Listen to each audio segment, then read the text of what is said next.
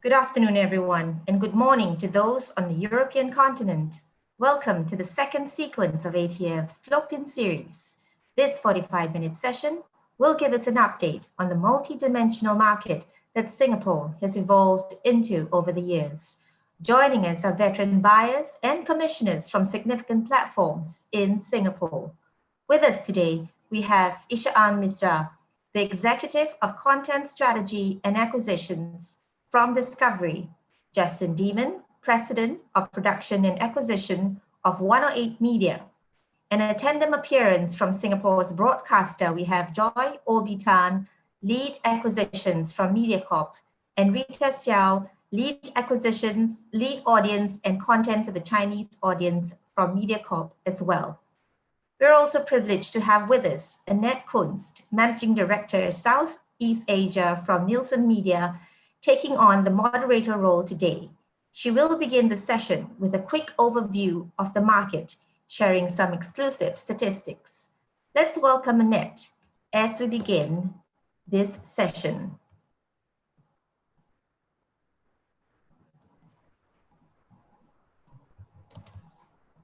Thank you, Lulu.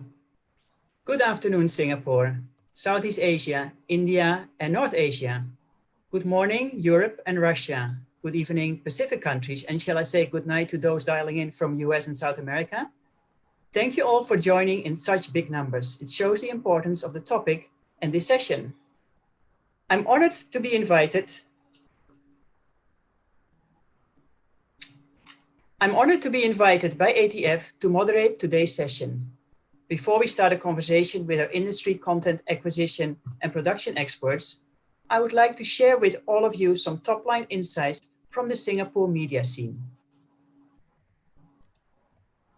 Next slide, please. Reading from Nielsen's ad monitoring service, the total ad spend for January to April 2020 is 436 million Singapore dollars. This is a 21% decrease compared to the same period last year. We believe that this decrease is mainly due to the impact of COVID-19. What we also see is that TV ad spending for the 7 FTA channels shows a 4% market share decrease. There are two causes for this, two reasons. The first one, as you may be aware, Mediacorp has revised their rate card from April 2019 downwards. On average, the 7 channels TV ad cost has been reduced by about 60 to 70%. The second reason is the COVID-19 impact as well. An interesting point to note on this slide is that digital ad spending demonstrates a 9% market share increment.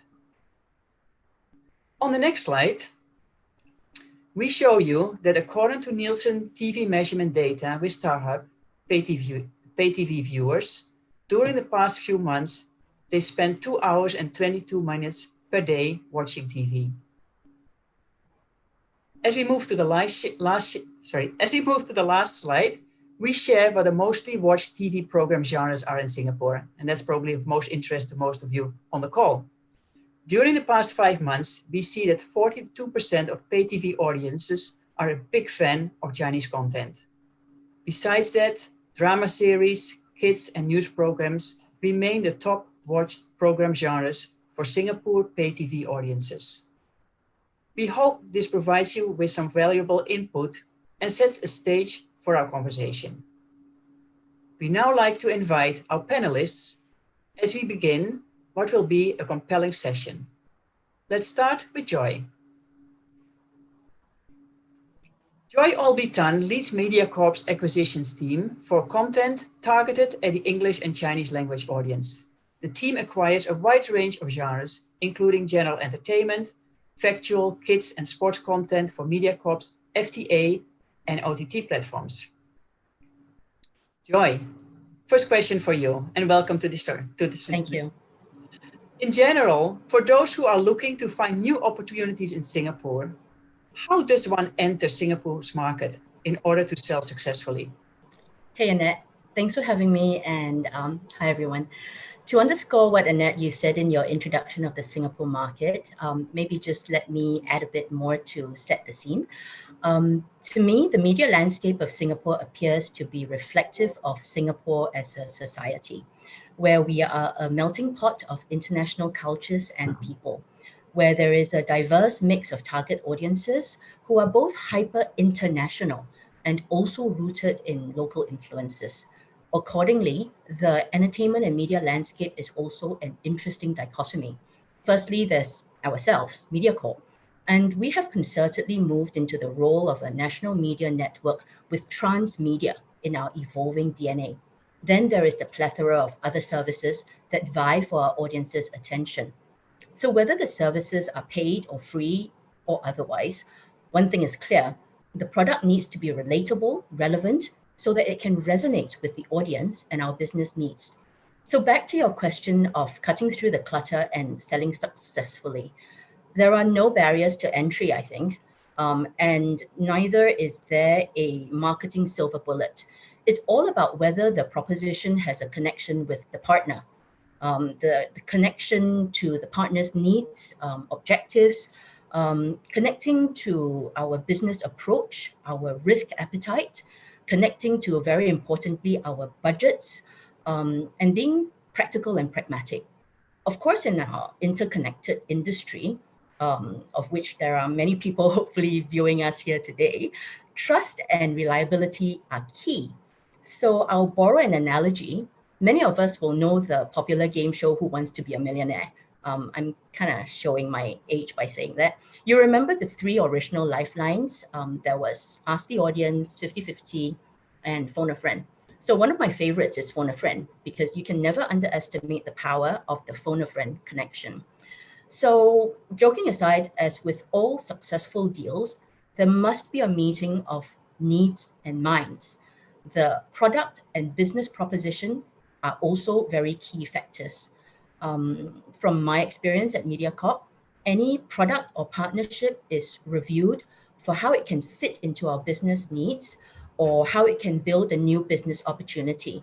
There are many routes into Mediacorp, whether it is through a finished program deal or commission production or co-production or a carriage partnership, etc. Because at the heart of it all, we are all content people working alongside on different parts of the spectrum. I dare say these fundamentals also hold true for our other colleagues within our industry. Great input, Joy. Thanks so much for that. Now, how different is the Chinese side of MediaCorp when it comes to acquiring content? Is there a difference? The main differences, of course, are the different sensibilities and language requirements of the differing audience groups' products to cater to our specific target audiences. So talking about the Chinese-speaking audience, they are a diverse, but paradoxically, they are also a bit more homogenous in that they skew older. There is a large proportion of heartlanders as well. They are a grounded lot, but also surprisingly savvy in hunting down trending pieces of content across the digital platforms. Just now in your slide presentation, you said that a large proportion of pay TV viewers are consuming Chinese content. So we are constantly chasing after content that speaks to them. Our content sources are primarily Asian in origin, dominated by North Asia, like Hong Kong, China, Taiwan, Korea, and also Southeast Asia. And very, very recently, Thailand was a new foray for us in the scripted drama scene. The content needs to be presented in the Mandarin language, and it also needs to feature faces and situations that are essentially Asian in origin. So that kind of explains our content sources. If the content is is in a non-Chinese language, say Korean or Thai, then we must have dub tracks for free-to-air. This is both a licensing requirement as well as a practicality in catering to the audience. On OTT, though, that's different. We can often present content in the original language, but with subtitles. Just to share an example, last Friday, Mediacorp was the only platform in Singapore that showed the Baksang Arts Awards live on our OTT platform, MeWatch. It was interesting that this was done in the original Korean language with no translations, no dubs, no subs, so it came out raw. And this catered to the true fans looking out for their Hyunbins and their Soyujins. So we updated our catch-up VOD the next day with English subtitles. And these are the sort of risks that we would take for the right product And I must give a shout out to my team members. It would be remiss of me if I didn't do that, because we work as a team, and they scored this deal. And the team also concluded the dreaded paperwork in record time. The larger Mediacorp team, who believed in the product, executed the marketing and play out with dedication and finesse. So we want more of such programs, please, industry. Please come talk to Mediacorp first. Fundamentally, though, the Chinese audience group is no different to any other group, say our English audience group or our community groups, in terms of acquiring content. Our business approach and general acquisitions processes are the same. We have similar review matrices on suitability of the content to address our different target audiences, our business needs. We review and negotiate the business terms to mutual satisfaction. And the go-to-market fundamentals are also similar. Go-to-market being the marketing or monetization executions. So in fact, in this seminar, I also have my colleague Rita, whom you see. She's the lead of the Chinese audience group, and she's my internal client. And my team and I are her personal content shoppers. Great, thanks so much, Joy. Very, very useful input for everybody. Let's move over to Justin with some questions. So let me introduce Justin. Justin Deimen runs the production, co-production, and TV film development activities of 108 Media. 108 Media is a global producing and licensing company with offices in Toronto, London, Singapore, and Tokyo. As well as Justin is also involved in the content investment and the mergers acquisitions functions of its financing arm, Aurora Media. Now, Justin, can you elaborate when we discuss entering the Singapore market in order to sell successfully?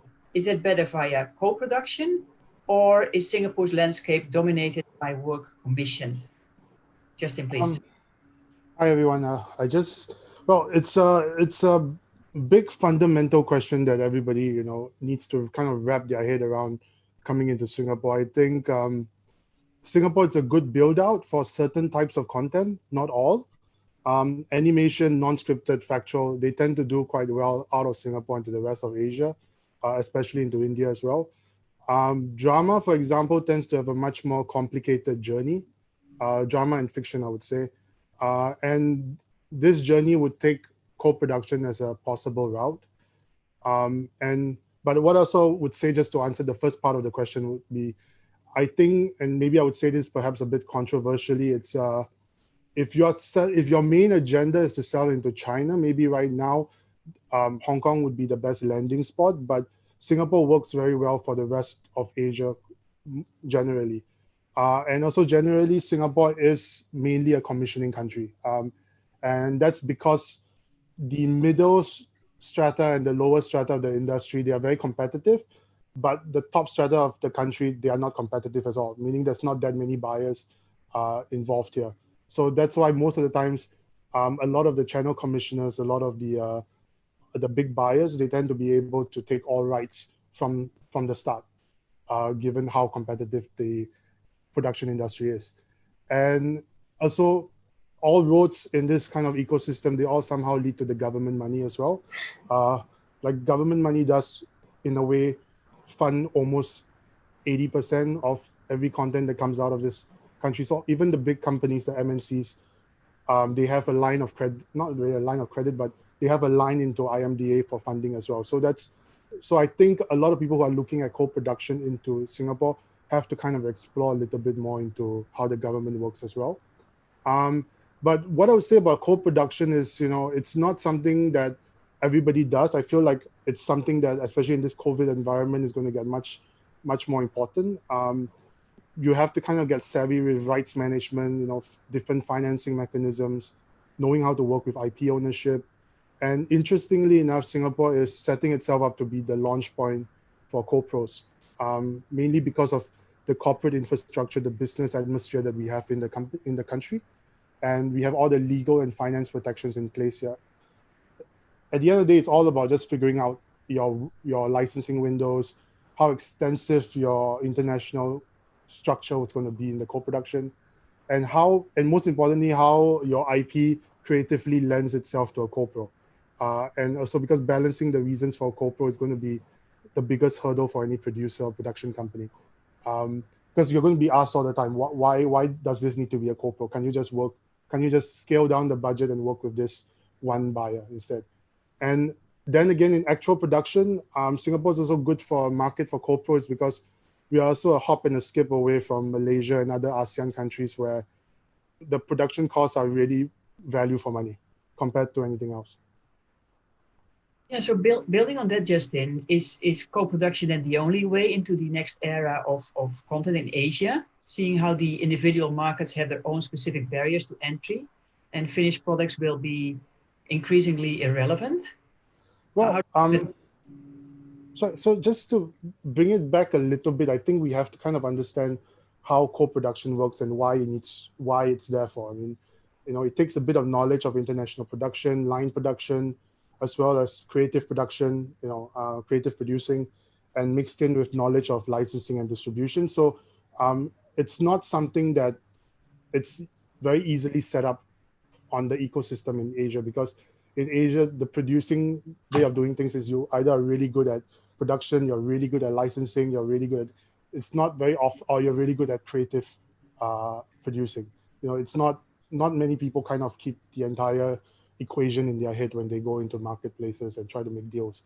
And also because each region in Southeast Asia or this part of the region in Asia, they all have their own obstacles and challenges when it comes to governments, when it comes to cultural differences and things like that. But in general, the reason why at the end of the day, co-production is going to be worth it is because you're expanding your project's marketplace and you're de-risking your own cost at the same time. And I think aside from animation and certain kind of factual programming, figuring out the language of how you're going to of your project is going to be a key driver in how you're going to stretch the marketplace for your co-pro without overburdening the creative, basically. Also, I think you mentioned something about the finished products part of things. I don't actually think finished products will become irrelevant per se, because I think volume and thematic deals will still have a big part to play in the ecosystem, and they're going to have a lot of long-term licensing leverage, especially now when you see the whole COVID times, how many people were rushing to look at libraries instead of production and new content. So, but premium original content, especially dramas, will need to be co-produced, especially now, like I said, during COVID, being able to reach out to someone across the world and get production expertise and all that is going to become a really important repertoire in skill in anybody's repertoire. And also because you need to start, this part of the world, they need to start kind of competing with the big self-sustaining production entities in Europe and the US, where they can package, produce, and distribute all at one go. So I think in order for us to be able to compete with that, we'll need to start consolidating resources and expertise in this part of the world. Yeah, makes a lot of sense. Great, thanks, Justin. Now let's go back to Mediacorp, but this time to Rita Seow. Rita leads Mediacorp's Chinese audience team with a purpose to grow its Chinese audience viewership through strategic content commissioning.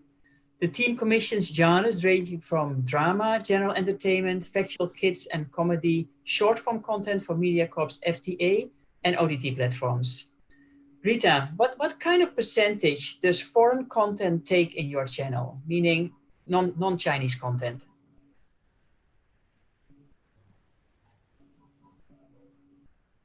Apologies, I was on mute. Okay, so I oversee two Chinese platforms, free-to-air platforms, Channel 8 and Channel U. The percentage is a little bit different for both. On Channel U, if I were to classify Hong Kong and Taiwan as Chinese content, then I would say the percentage is about, say, about 50% foreign.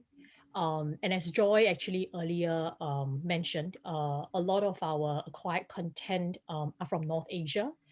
So we have Korea, we have China, we have Taiwan, and we have Hong Kong, being the few territories that we frequently buy from. For Channel 8, the positioning of the channel is a lot more local. So, more time is being allocated for actually local productions. So our percentage of acquired content is much less for Channel 8. And, therefore the percentage of foreign content, I would say it's about half of that that I mentioned for Channel U, which is maybe about 20% if I take away Hong Kong and Taiwan and consider them Chinese. Yeah. But for the last platform actually that we also commission content for, that's the MeWatch platform, which is an OTT platform. Of course, then that's a different pie altogether. Foreign content takes a very large, non-Chinese, I would say, non-Chinese language content will take a large portion of the program you can find there. Of course, a lot of our local commission titles, as well as some of our acquired content, are also available in their original languages. Yeah. Nice. Do you see, Rita, more local adaptation of successful formats from Asia or beyond? For example, like The Good Doctor was a very successful Korean show, followed by the US version. And The Voice, very popular reality show. We now have Voice Thailand, Voice Philippines. Do you see such a format for the Singapore market, like a Voice Singapore? Definitely. Whether or not it's The Voice Singapore, question mark, but definitely adapted formats. In fact, actually, we have been on the hunt for good adapted drama series. But for drama, the thing is, not every successful title is suitable to be adapted. I'll give maybe just an example. A couple of years ago, there was a hit title produced by TVN's Studio Dragon, or CJENM's Studio Dragon, The Goblin, right? So this is a very successful fantasy romance title that was talking about basically a goblin, a tokebi, right, in Korean. Now, this is very steeped in local culture, local context. While it's hugely successful, but as a format to be adapted, maybe not so much, because such a local culture, it may not be applicable for Singapore. In fact, actually, we've found that some of our dramas that we actually infuse some of our very local culture, like, for example, the Hungry Ghost Festival, will do very well. But to adapt this from another culture, then it doesn't quite make sense. But there are, as you rightfully pointed out, formats like The Good Doctor, which has already been adapted in Japan, I believe, as well as in 2018, and then subsequently ABC picked it up, right? So formats like these could work. And very recently, one of the dramas that I saw on Netflix, Hospital Playlist, is something that possibly could work because the story centers around the friendship of that 5 very successful doctors in their early 40s. This formula is based on universal, emotions or certain universal, values that, regardless of region or territory, people would be able to appreciate or relate to. And then, of course, the very human kind of approach to the characters instead of the usual dramatization. So I would say it depends on the type of drama. Not all successful formats would work for every market. And when you talk about entertainment, like you mentioned, The Voice, in fact, we are looking at formats like that. I can't say too much details, but we are already in talks with a partner, yes, to produce or to adapt a very successful format for entertainment. It's not a reality competition, more a beauty entertainment program. So things like that, where because Singapore is a culture melting pot, and we are a lot of times influenced by a lot of global trends, trends from Korea, trends from China, trends from Taiwan, it catch on very easily. So that's why, it's also one of the reasons why, adapted formats, it's definitely able to work in our small country, but it just depends on what. Yeah. So you're looking for relatability on the one hand, but at the same time, Singapore being such a melting pot, we can relate to many different things. So that makes it potentially easier. Yeah. Yeah. Justin, would you like to build on this?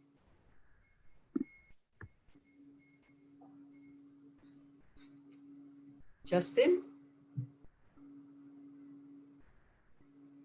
Sorry, it's I think I should stop muting it. I think it's a really interesting question for me because there's really nobody in Southeast Asia that I speak to that hasn't found Singapore a very difficult and tough nut to crack when it comes to formatting.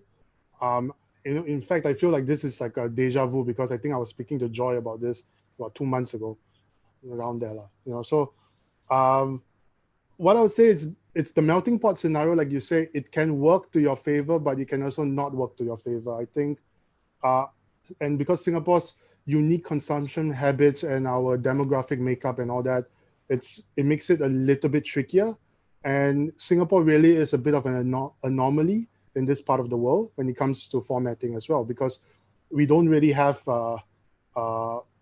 let's say, a very strong local language or local culture to kind of hang on to. So if you're talking about drama series for formatting, we have acquired some rights to overseas drama content, but they're all being developed to work for bigger marketplaces like India, or Mandarin-speaking countries, or Indonesia or Philippines, more than Singapore, I would say.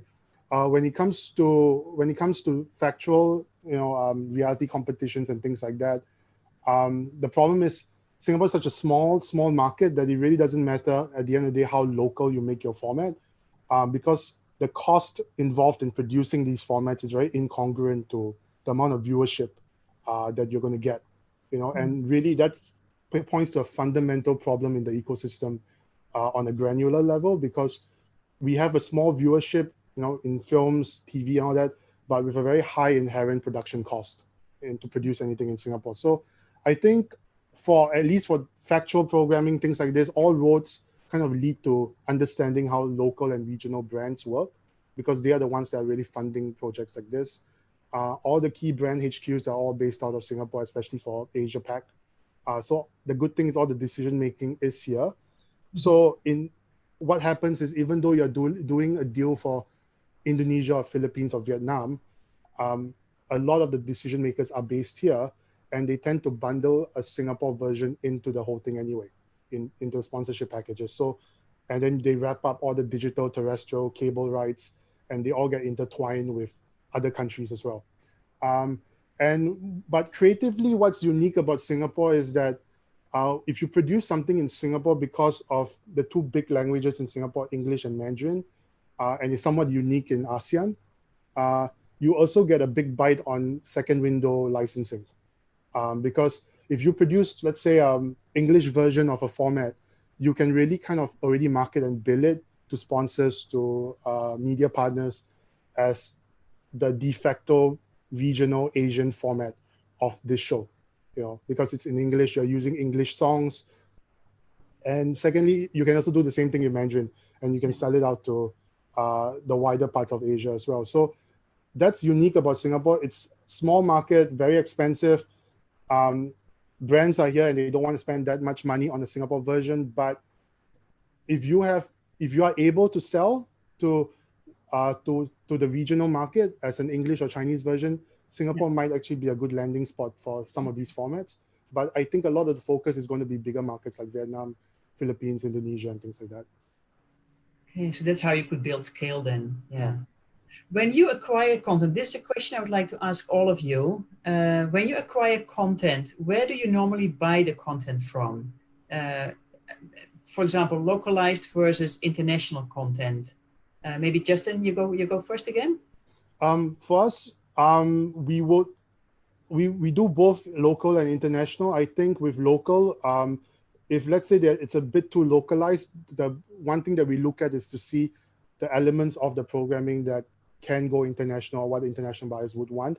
So for example, genre programming tends to work outside. Comedy, for example, may not work that well.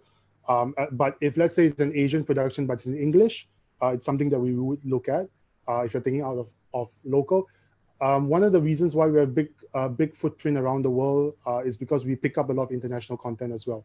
So we tend to sell much locally into local buyers as well. So we do both, but I think in terms of acquisitions on interesting small programs, which I think a lot of the viewers have in their libraries, I think we would really look at how the tone, the style, maybe if it's an interesting filmmaker and the genre.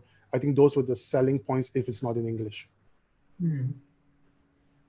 Great. Joy, would you like to add to that? From a volume perspective, our acquisitions are mainly international, but that's because of the availability of product in the global market versus Singapore.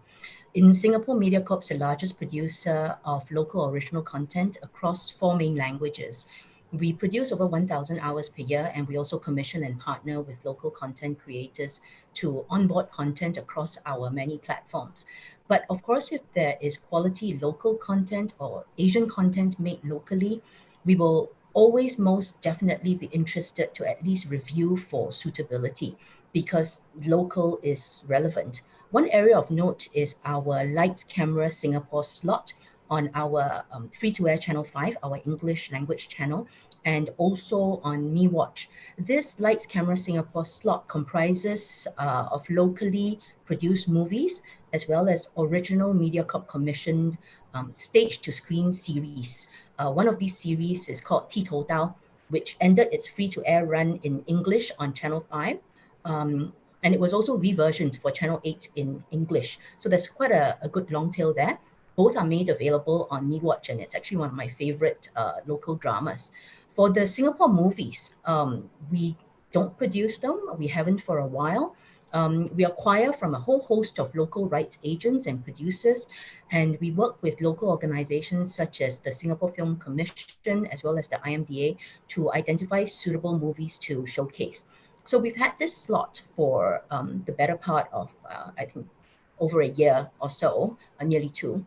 Our planned schedule in July, for example, is a diverse mix. We have Bunting in Malay, Chennai to Singapore in Tamil. We've got Gone Shopping and Wonder Boy, which are both in English.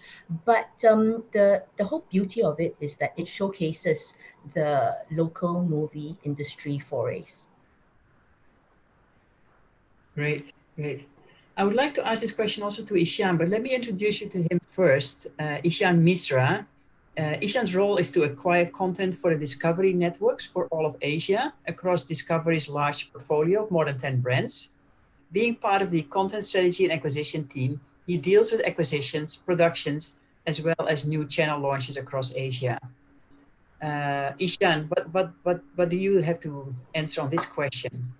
Yeah, I think it's a mix of local and international distributors, even for us. We deal with a lot of global genres like engineering, tech, and wildlife that require international distributors, as well as some local passion genres like food and lifestyle, where we tap into our local distributor base. Great, great.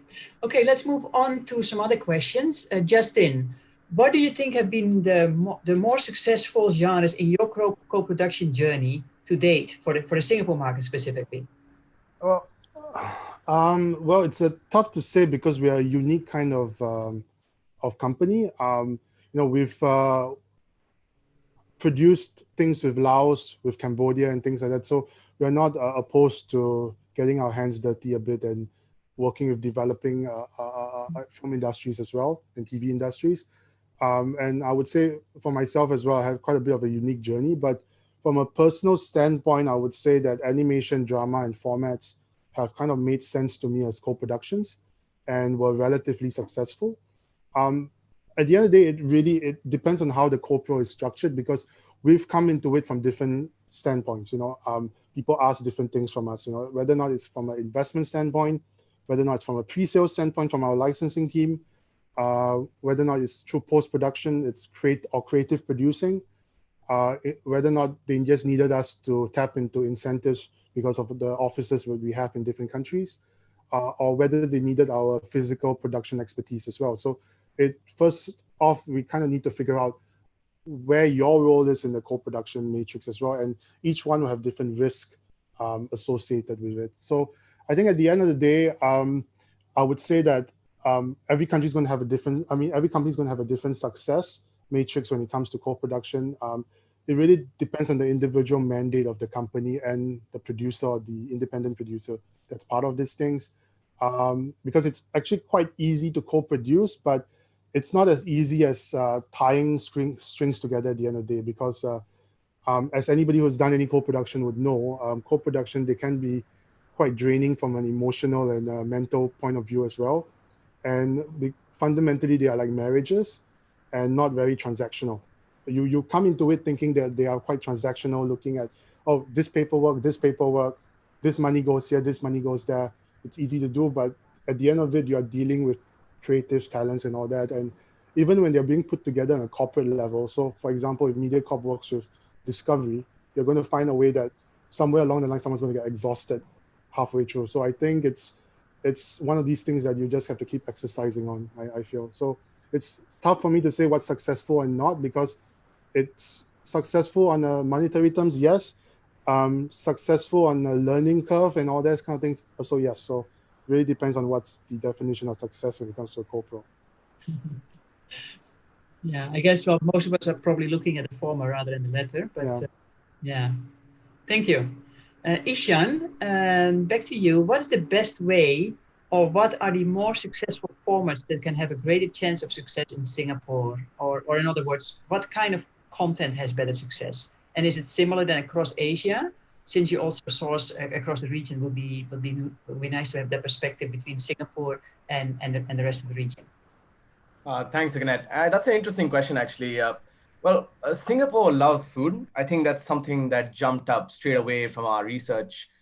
We have experimented with different food formats over time, from classic stand and stir food programming to food competition formats, and also seen an uptick in ratings when we combine food and travel.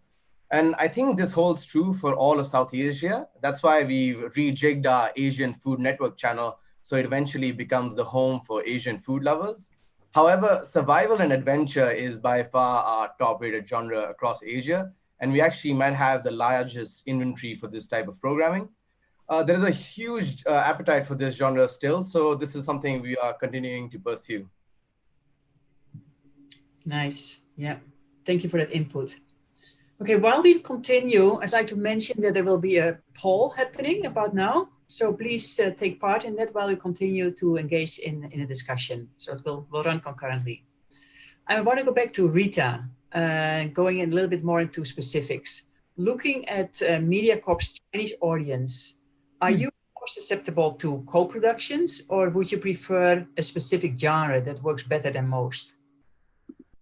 I wouldn't say we are more susceptible to co-productions. Co-productions serve a strategic objective for us. Co-production is a very long process. I think the last co-production we went into with Deimen took 22 months to fruit. It's really very much longer than any usual dramas. And there is a lot of coordination from both sides, a lot of effort, because we are working with another country with a different working culture, with sometimes even language differences. So, but like I said, co-production serve a strategic objective for us. We like to, we want to continually go into co-production, every year, because we want to be able to grow our team.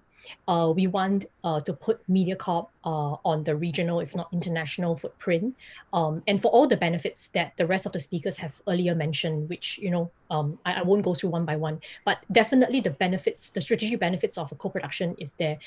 So we analyze all these factors whenever we talk to different partners, because it has to be win-win. If it's one-sided, it's not going to work. And both sides at some point in time might, either side at some point in time might lose steam. So we need to have that common vested interest to forge forwards. drama is one of the genre that so far our co-productions we have invested co-productions in because of course of the wide appeal of drama and expanding the whole viewership base. Entertainment formats is not something that we won't explore.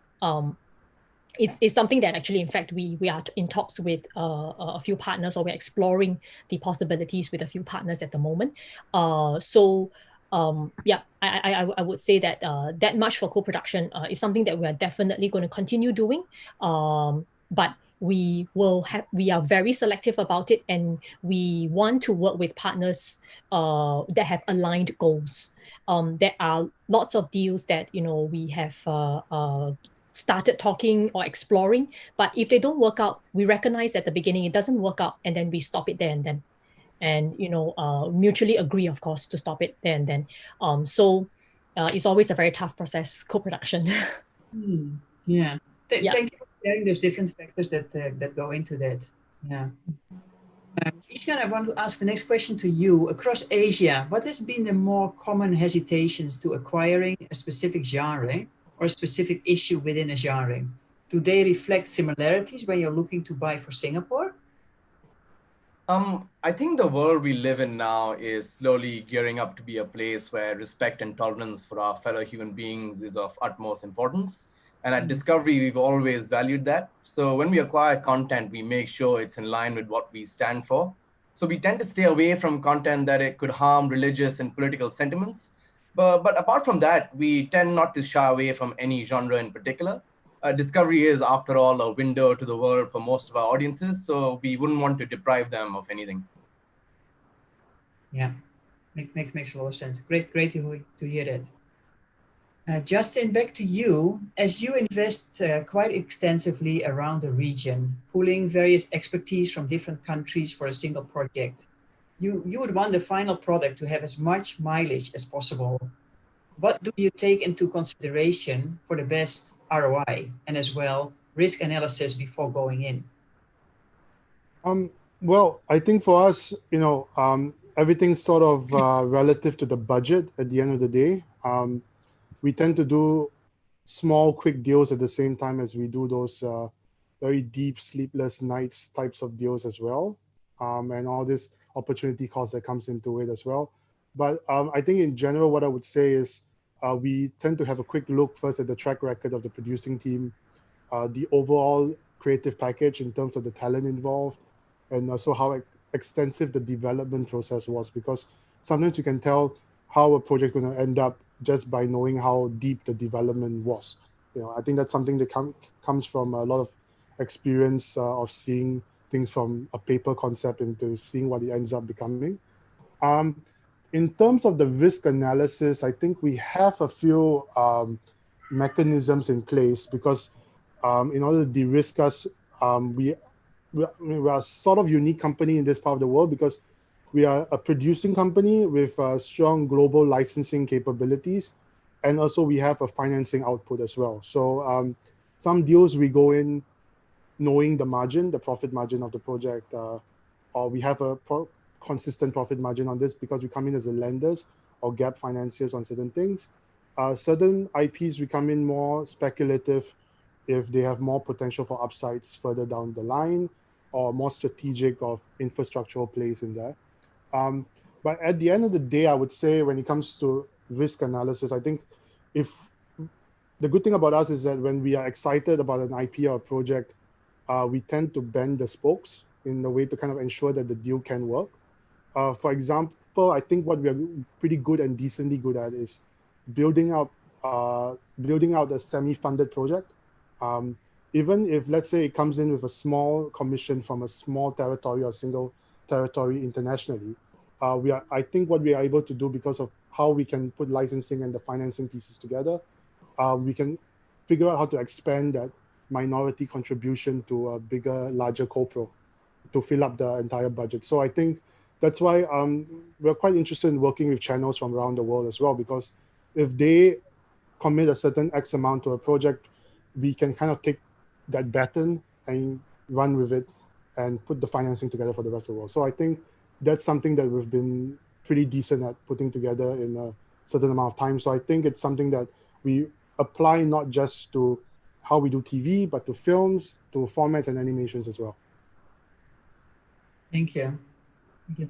I want to change slightly the question to Ishaan. With advertisers cutting their budget on TV in recent years, what's the new trend for branded content? How do you look at it? Luckily for Discovery, we're not just a TV business. We have a very strong digital business as well. And looking at the changes in content consumption over the years, we had realized that there is bound to be a shift in how we approach branded content. Short form branded content is going to be a huge part of the ad sales business over the years, I feel. With audience attention spans diminishing every year, short form branded content meant for the digital audience actually gives a lot more freedom to content creators. And it also allows brands to expand their brand promise and brand identity. It also gives brands and content creators the opportunity to experiment with different styles and reach a completely different audience base. Great. Rita, back to you.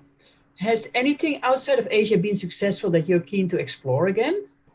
And also the next question to you is, what is a definite no-no for you?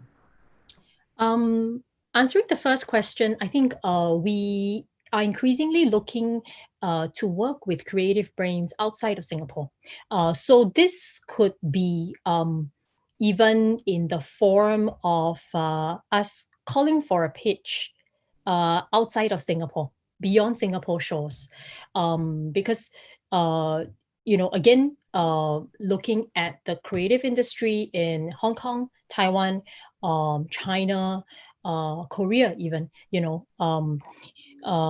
it's been very encouraging. And, the more industry partners that we know, and especially after our last co-production with Deimen, we find that this direction could be something feasible in expanding the quality of our production in future. Because Deimen actually is not a broadcaster. So this co-production is not a co-pro between a broadcaster and another broadcaster, but Deimen is a creative production company.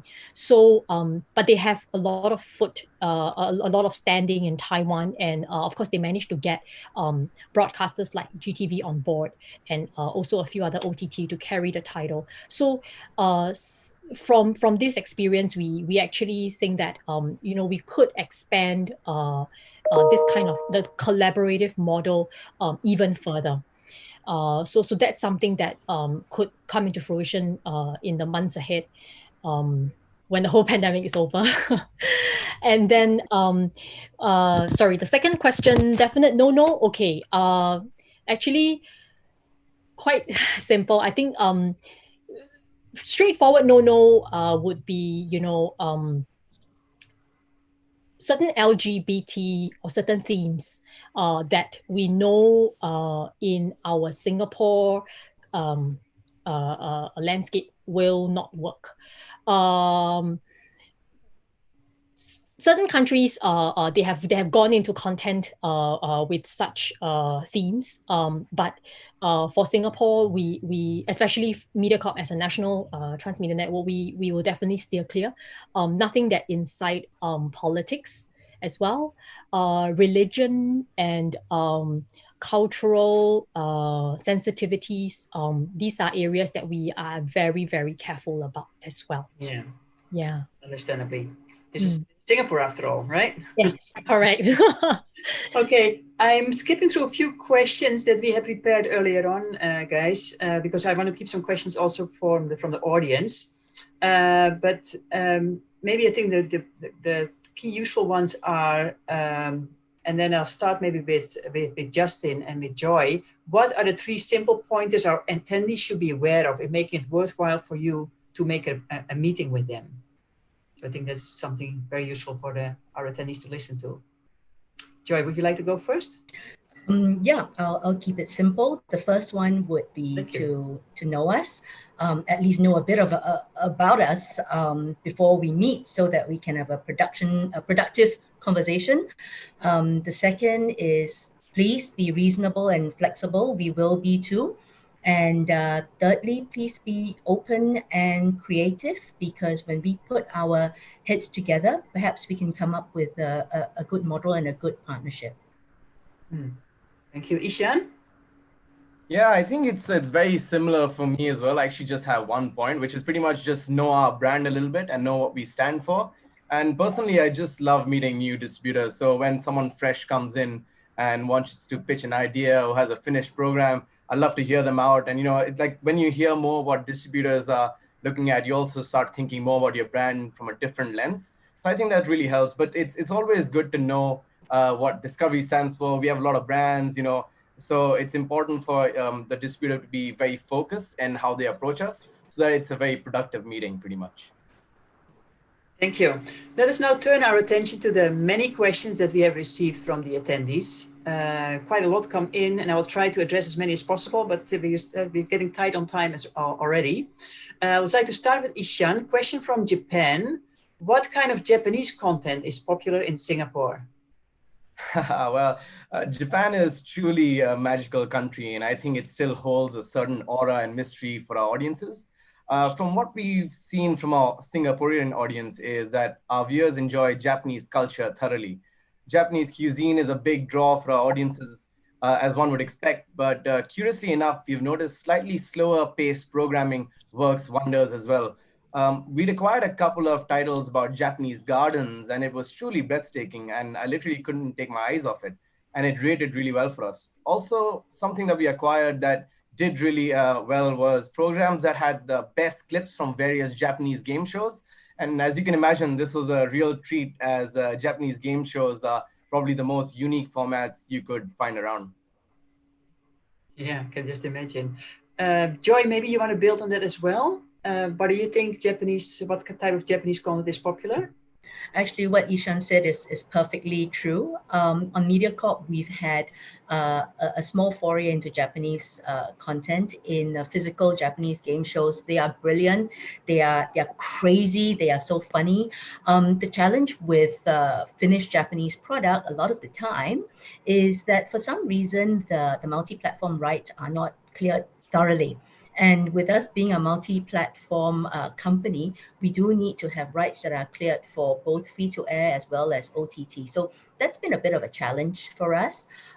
Also, we have had on our channel News Asia a very long-running slot called Japan Hour, which has all sorts of Japanese culture content. Love it. It's been a mainstay on the channel. It's infotainment. It's food, travel, anything to do with Japan. And like Ishaan says, Singaporeans do love Japan. Yeah. Thank you. Next question is from China. Rita, if I can ask you, is Chinese kids content needed in Singapore? Are there many kids who speak Chinese? Definitely. Singapore is roughly 70% of the Chinese race. And in schools, while English is our first language, in schools we are taught our mother tongue. And in this case, if you are Chinese race, then it will be Chinese, Malay, and so on and so forth.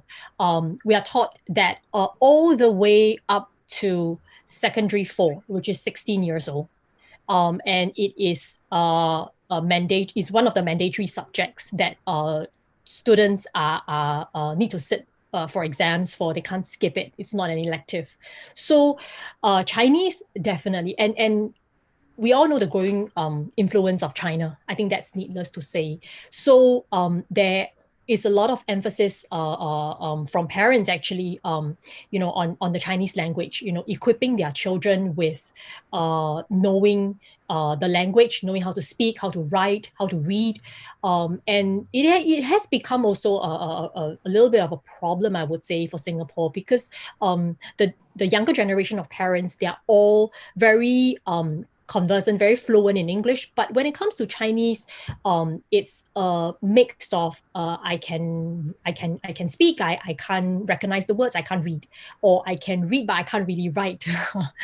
and Chinese is not an easy language to master. So definitely there is a lot of demand for good Chinese content, quality Chinese content, and there are also a lot of foundations that support bilingualism. I think one of Lee Kuan Yew's legacy foundation is also one of that supports this.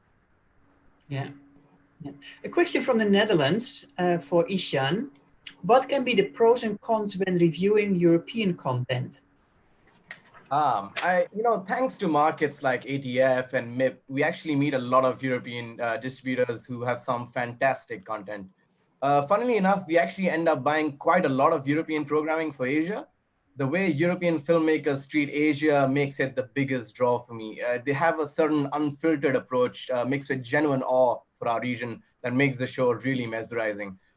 For example, we buy a lot of Asia-centric programming from a number of French distributors, and the way they approach the subject actually allows our audience to view our region with a different lens, and this reflects in our ratings.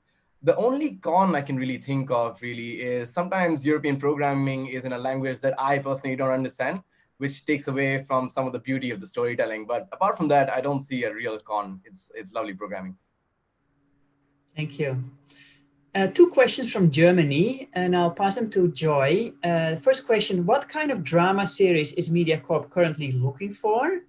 And the second one is, are Thailand and Indonesian films acquired by Mediacorp? Okay, so for drama, for free-to-air, we do watch out for a very large range of drama. Like what we spoke about just now. For the Asian audience, we look at the melodramatic family-centric dramas from various Asian markets. Koreans are great for that. Taiwanese are great for that.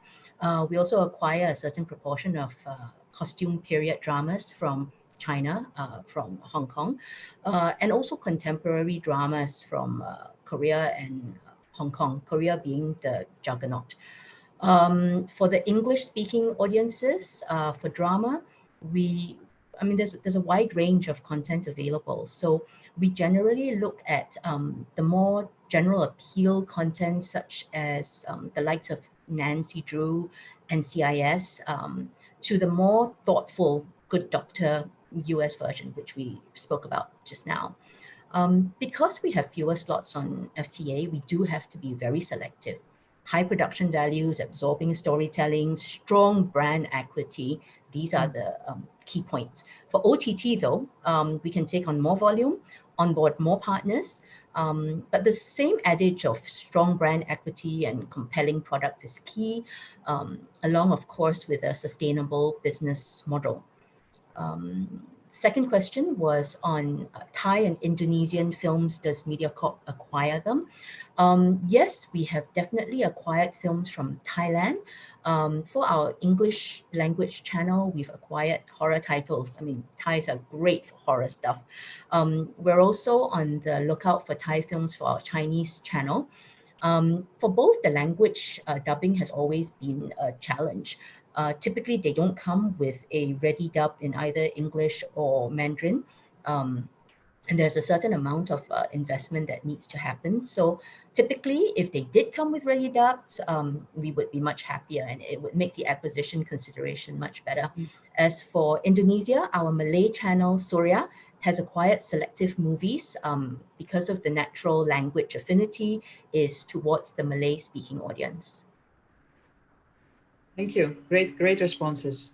Okay, just bring us one last question for Justin, and I know I'm on time, but I'm just going to squeeze it in. A question from US.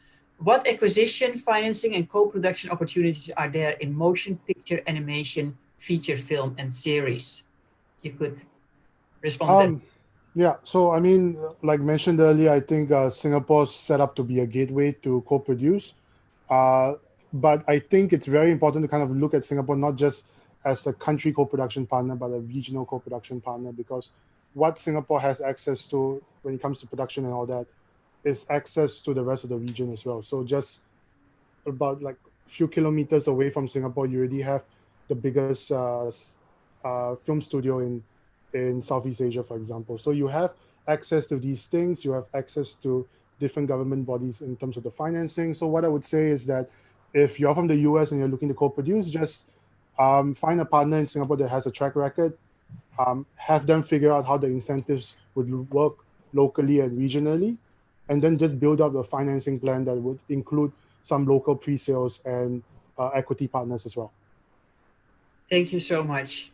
There were a lot of more questions, but I'm afraid that's all for today. I want to thank all of you, the ladies, Joy and Rita, Ishaan and Justin, for all your feedback and information. It was a very comprehensive, time well spent, and appreciate your candid answers and valuable input. Hope it was useful for all the attendees.